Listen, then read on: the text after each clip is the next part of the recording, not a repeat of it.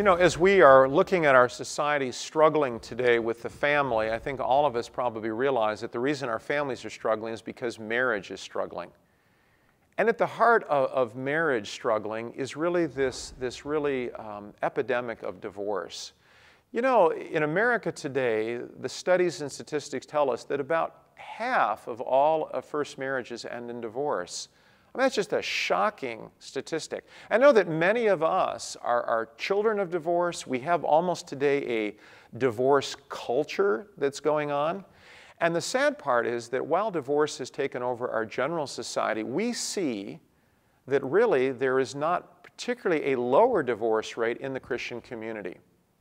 In other words, we're seeing as many divorces in the regular culture as we're seeing in the church.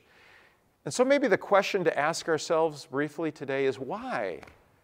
Why is the church having as many divorces as just the culture in general? I think the answers are twofold. I think the first thing is we don't know what marriage is anymore. You know, if marriage is just a man and a woman trying to get along and having some time together in which everybody's happy, that is not marriage. That's more of a cultural understanding. Marriage is ultimately going to be a story of Christ and the church. If marriage isn't a story of Christ and the church, if we don't have that template, then we have no role model or anything to think about. And remember that at the heart of Christian marriage is the idea that Christ sacrifices for his wife. You know, the reason we have so much divorce in Christian culture today is because there's very little sacrifice going on in marriage. Selfishness has really taken over our society. And if selfishness takes over society, it eventually is going to work its way down into marriage. You know, most marriages that break up are all for the same reason. It's always the same, generally, not always, but generally, selfishness. Somebody did not want to give to the other person.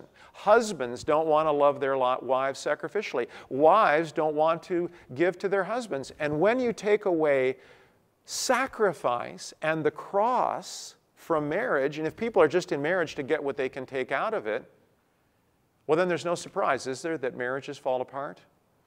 So what we need to rediscover as Christians is without the model that we have of Christ in the church through the cross, we're not going to be able to stop this epidemic of Christian divorces.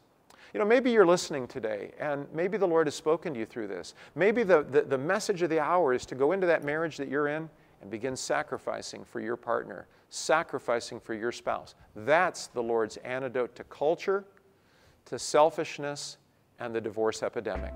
May God help us to have marriages that reflect Him, honor Him, and have the cross in them.